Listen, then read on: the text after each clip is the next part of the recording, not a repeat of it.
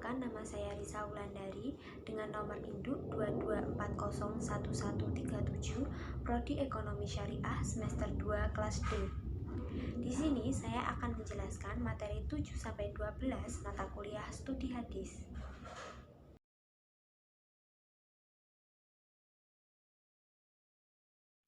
Materi yang ketujuh adalah hadis maudhu. Pengertian hadis maudhu adalah hadis yang disebut dengan hadis la aslalah, yaitu hadis tanpa asal usul, yang tidak memiliki sanad untuk diperiksa. Ia merupakan perkataan-perkataan masyhur yang beredar dari mulut ke mulut, dari generasi ke generasi, tetapi tidak disertai sanad yang menyampaikannya kepada Nabi Muhammad SAW. Macam-macam hadis maudhu. Hadis maudhu terbagi menjadi dua, yaitu ada faktor sanad dan faktor matanya. Karakteristik hadis maudhu yang terdapat pada sanad dapat diketahui dari tiga hal, yaitu yang pertama melalui pengakuan dari si pemalsu hadis itu sendiri, yang kedua perawi tidak bertemu dengan orang yang diakui sebagai gurunya, yang ketiga perawi dikenal sebagai pendusta. Sedangkan karakteristik hadis maudhu yang terdapat pada matan terbagi menjadi 9. Yang pertama, terdapat kerancuan pada lafadz hadis yang diriwayatkan. Yang kedua, maknanya rusak. Yang ketiga, matanya bertentangan dengan akal sehat atau kenyataan.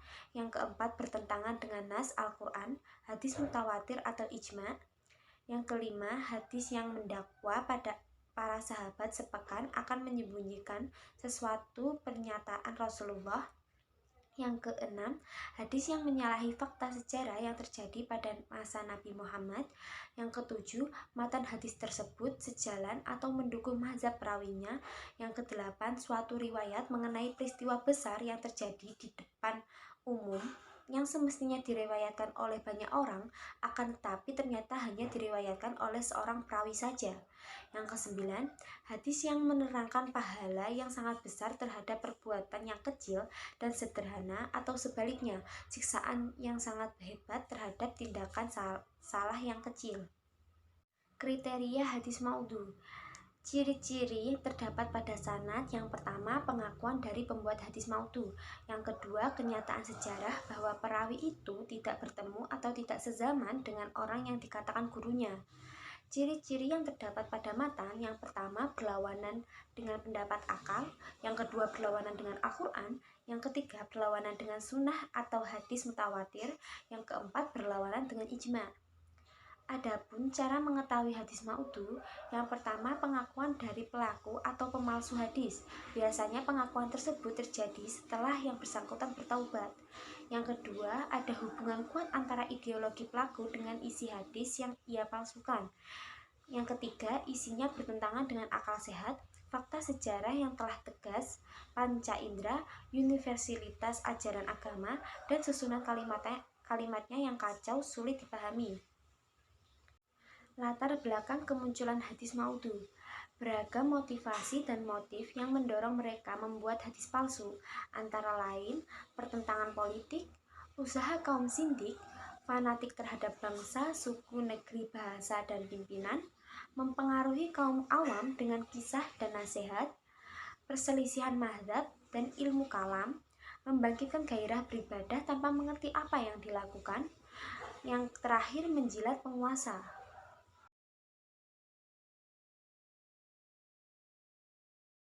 Materi yang ke-8 adalah sejarah Imam ahli hadis dan karya-karyanya. Yang pertama, Imam Bukhari dan karyanya.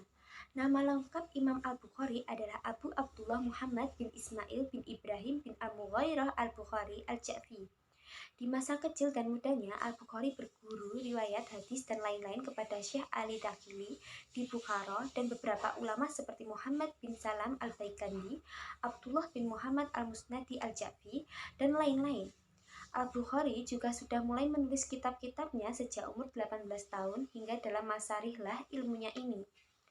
Dari sekian banyak karyanya, Imam Al-Bukhari yang paling terkenal diantaranya adalah kitab Sahih Al-Bukhari. Kitab tersebut disusunnya dalam waktu 16 tahun. Imam Al-Bukhari mulai membuat kerangka penulisan kitab pada saat ia berada di Masjidil Haram, Mekah dan secara terus-menerus dia menulis kitab tersebut sampai kepada draft terakhir yang dikerjakannya di Masjid Nabawi di Madinah. Yang kedua adalah Imam Muslim dan karyanya. Nama lengkap Imam Muslim adalah Abu al-Husain Muslim ibnu Husain ibnu al-Hajjaj al-Husyairi an-Naisaburi. Imam Muslim adalah orang yang mencintai pengetahuan terutama di bidang hadis. Tetapi dapat dipastikan bahwa ia lebih dahulu mempelajari Al-Quran dan bahasa Arab sebelum memulai mempelajari hadis. Beliau mengunjungi hampir seluruh pusat pengajaran hadis. Sebagai seorang ilmuwan ternama, Imam Muslim tidak hanya mempunyai kitab Sahih Muslim saja. Di antara karya-karyanya, di samping kitab sahihnya adalah Al-Musnad Al-Kabir ala Al-Rijal, Al-Asma' wa Al-Kunnah, kitab Al-Ilal, dan lainnya. Yang selanjutnya adalah Imam At-Tirmizi dan karyanya. Nama lengkap Imam At-Tirmizi yang menjadi penyusun Sunan At-Tirmizi ialah Abu Isa Muhammad bin Isa bin Saurah bin Musa bin Dahak al-Sulami al-Bughi At-Tirmizi. Dalam usia yang masih remaja, beliau gemar menuntut ilmu. Selain pernah belajar di Kusaran, beliau juga melakukan lawatan ke berbagai daerah untuk memperdalam ilmu pengetahuan.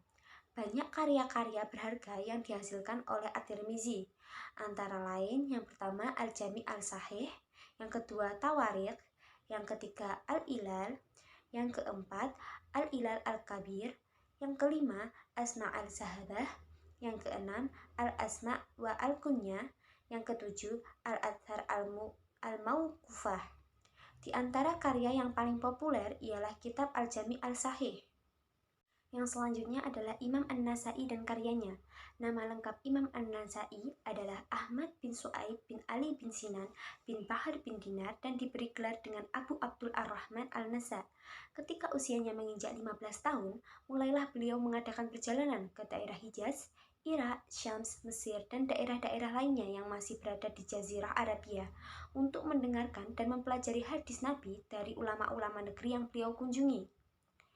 Karya-karya Imam An-Nasai yang pertama As-Sunan Al-Kubra, yang kedua As-Sunan As-Sughra, atau kitab ini merupakan bentuk perampingan dari kitab As-Sunan Al-Kubra, yang ketiga Al-Qasais, yang keempat Fadail As-Sahabah, yang kelima Al-Manasik.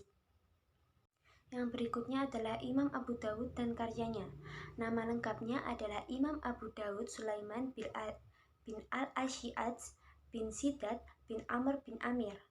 Melalui rihlah keilmuan, Abu Dawud mendapatkan hadis yang sangat banyak untuk dijadikan referensi dalam penyusunan kitab sunannya. Imam Abu Dawud merupakan salah seorang imam yang turut menyumbang ke arah perkembangan ilmu hadis. Beliau telah menghasilkan karya yang bercetak dalam bentuk manuskrip.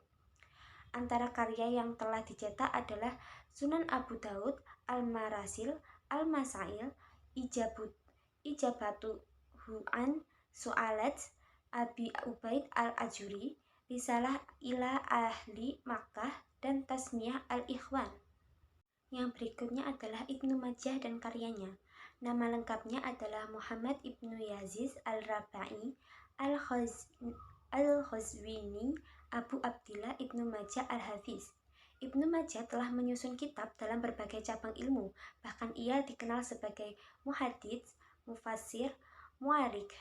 Dalam bidang tafsir, ia menulis tafsir Al-Quran Al-Karim, sedang dalam bidang sejarah ia menulis kitab At-Tarikh. Abu Abbas Ahmad Ibnu Muhammad Al-Busiri telah menghimpun hadis-hadis tambahan dalam sebuah kitabnya yang berjudul Mibah Al-Zujajah fi Zawaid Ibnu Majah. Penjelasan lain bahwa hadis-hadis yang terdapat dalam susunan Ibnu Majah adalah berjumlah 4.341 hadis yang terdiri dari muqaddimah 37 kitab dan 1.502 bab.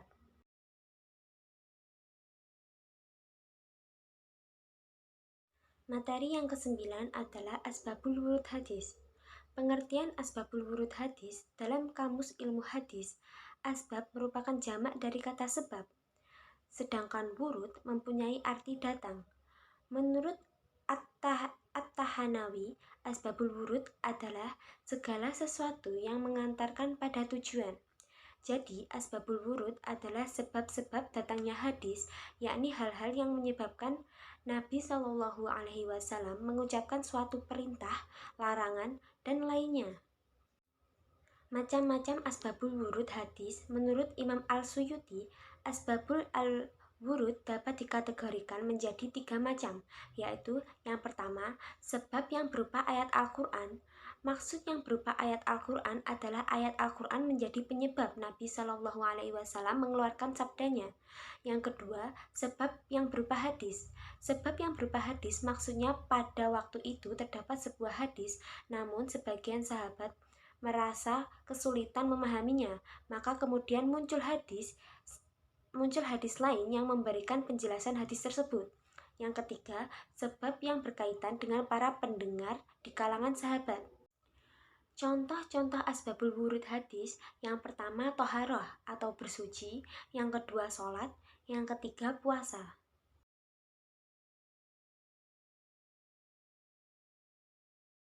Materi yang ke-10 adalah proses transmisi hadis atau tahammul wal ada. Pengertian tahammul wal ada al-hadis. Tahammul hadis berarti kegiatan menyampaikan riwayat hadis. Hubungan yang terjadi antara perawi dengan perawi lain merupakan kegiatan penerimaan dan penyampaian riwayat hadis. Syarat tahammul wal ada al-hadis. Syarat periwayatan hadis yang pertama Islam, yang kedua balik, yang ketiga adil, yang keempat dzabit atau kemampuan seorang perawi dalam memahami dan menghafal atau menjaga hadis dari gurunya, yang kelima thiqoh atau hadis yang diriwayatkan tidak berlawanan dengan hadis yang lebih kuat atau dengan Al-Quran. Syarat menerima hadis yang pertama tamyiz, yaitu bisa membedakan mana yang baik dan mana yang buruk. Yang kedua, sehat akal pikirannya. Yang ketiga, secara fisik dan mental orang tersebut mampu memahami dengan baik riwayat hadis yang diterimanya. Metode dan bentuk sifat tahammul wal ada al-hadis. Yang pertama, as-isma'i atau mendengar lafaz guru, yang kedua al-qiraah membaca dari syekh, yang ketiga al-ijazah, yang keempat al-munawalah atau menyerahkan, yang kelima al-kitabah, yang keenam al-ilam atau memberitahu, yang ketujuh al-wasiyah atau mewasiati, yang kedelapan al-wijadah atau mendapat, yang kesembilan hadis mu'annan, yang kesepuluh hadis al-mu'annan.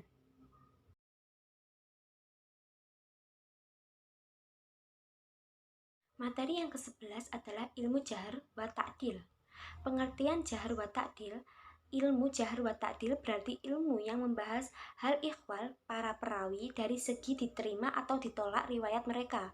Berdasarkan pengertian yang dikemukakan oleh beberapa ahli, ilmu jahr wa ta'dil merupakan suatu materi pembahasan dari cabang ilmu hadis yang membahas cacat atau adilnya seseorang yang meriwayatkan hadis yang berpengaruh besar terhadap klasifikasi hadisnya. Perbedaan jahr dan ta'dil.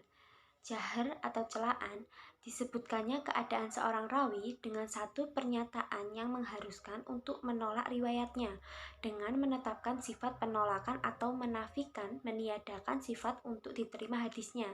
Syarat penerimaan jarah yaitu yang pertama, hendaknya ia adalah orang yang adil, sehingga tidak diterima jahr dari orang fasik. Yang kedua, hendaknya dia adalah yang teliti, sehingga tidak diterima jahr dari orang yang mukhfil atau tidak teliti. Yang ketiga, hendaknya dia adalah orang yang arif dan mengetahui sebab-sebab cacatnya rawi. Yang keempat, menjelaskan sebab-sebab jahr, maka tidak diterima jahr yang samar.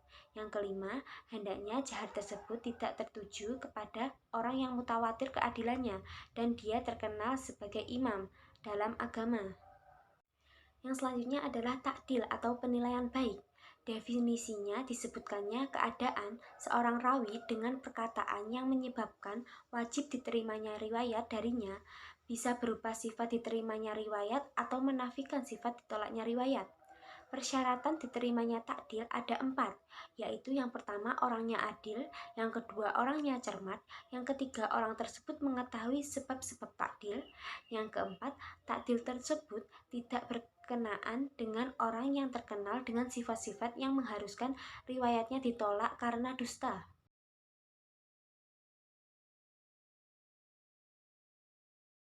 Materi yang terakhir adalah takhrij hadis. Yang dimaksud dengan takhrijul hadis ialah penelusuran atau pencarian hadis pada berbagai kitab sebagai sumber asli dari hadis yang bersangkutan, yang di dalam sumber itu dikemukakan secara lengkap matn dan sanad hadis yang bersangkutan. Beberapa metodologi tahrij al-hadis. Yang pertama, melalui identifikasi nama sahabat sebagai periwayat pertama. Yang kedua, melalui lafal al-matn hadis. Yang ketiga, melalui salah satu kosakata yang memiliki kata kerja dasar. Yang keempat, melalui tema pokok hadis. Yang kelima, melalui ciri-ciri khusus hadis. Macam-macam tahrij hadis. Yang pertama, tahrij muwassa atau tafsili, detail. Yang kedua, tahrij mutawasit atau sederhana. Yang ketiga, tahrij ijmali atau ringkas. Demikian penjelasan materi 7-12 mata kuliah studi hadis dari saya. Apabila ada salah atau kurangnya mohon maaf. Wassalamualaikum warahmatullahi wabarakatuh.